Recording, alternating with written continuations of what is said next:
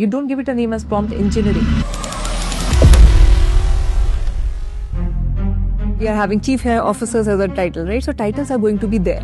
But this is very core to any AI native team. Hi, I'm Vidhi Chugh. I'm an AI futurist and have led AI transformations at Fortune 500 companies.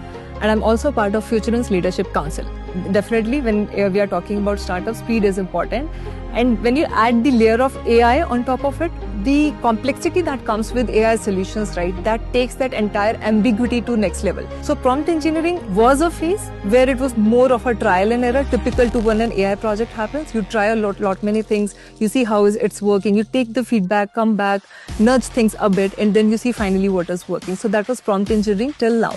What I'm seeing now is, I'm seeing generative AI architects, and we are having chief AI officers as a title, right? So titles are going to be there, and they're moving so fast. By the time you roll out a title or you give a job description to that title, right? Things move so fast. But this is very core to any AI native team. Everybody is having that mindset that they have to think from an angle of how do I articulate that requirement into the way I'm designing the system. It goes into design thinking level, and it is agnostic to the engineer who is called as prompt engineer.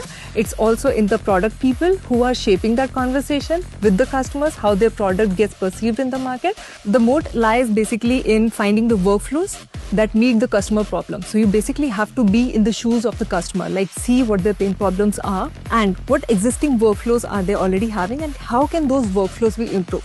So I think it's there in the organization at every level, whoever that person is, be them the prompt engineer or not. Because at the end of the day, when you build an AI solution, that just doesn't go to one particular community, one particular gender, right? And so it goes to everyone, right? So everyone is on the receiving side of it, and they should feel like it belongs to them. They can speak to that product.